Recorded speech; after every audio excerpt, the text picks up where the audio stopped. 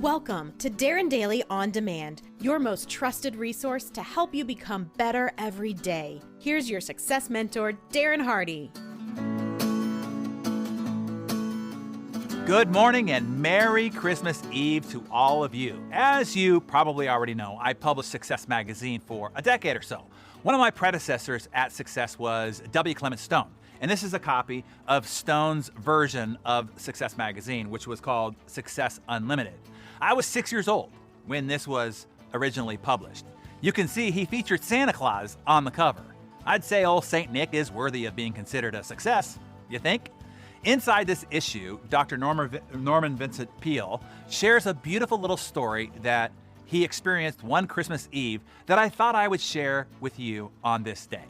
The title is It Happened on Cincinnati Street by Dr. Norman Vincent Peale. I'll share it from Dr. Peale's voice and perspective, just the way that he had wrote it. Some of my most impressionable boyhood years were spent in Cincinnati, Ohio. I still remember the huge Christmas tree in Fountain Square, the gleaming decorations, the frosty streets ringing with the sound of carols. Upon East Liberty Street, where we lived, our mother and father always had a Christmas tree with real candles on it, magical candles, which, combined with the fir tree, gave off a wonderful forestry aroma, unique and unforgettable. One Christmas Eve, when I was 12 years old, I was out with my father doing some late Christmas shopping. We were both loaded down with packages, and I was getting tired of it and a bit cross. I was thinking how good it would be to get home when a beggar, a blurry-eyed, unshaven, dirty old man, came up to me and touched my arm with a hand like a claw. He asked me for money. He was so repulsive that instinctively I recoiled. Softly, my father said, "Norman, it's Christmas Eve. You shouldn't treat a man that way." I was not remorseful. "Dad," I complained, "he's nothing but a bum."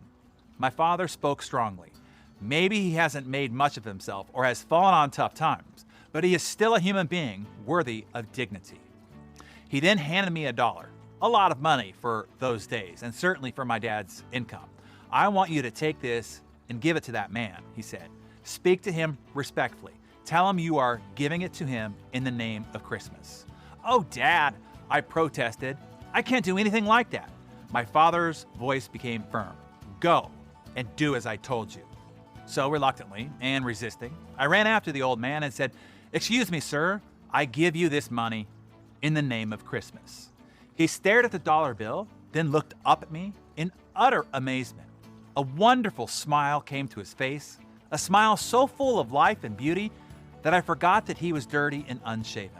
I forgot that he was ragged and old. With a gesture that almost seemed courtly, he took off his hat. Graciously, he said, "I thank you kindly, young sir, in the name of Christmas." All of my irritation, all of my annoyance faded away.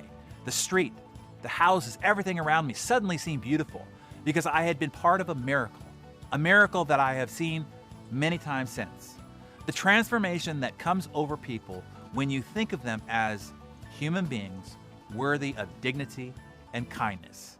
That was my Christmas discovery that year, to realize the gold of human dignity that lies hidden in every living soul, waiting to shine through if you will only give it a chance. I send you off on an exploration to find the human dignity that lies hidden in every living soul, if you will only use the picks and shovels of your love and kindness. Merry Christmas Eve, everyone.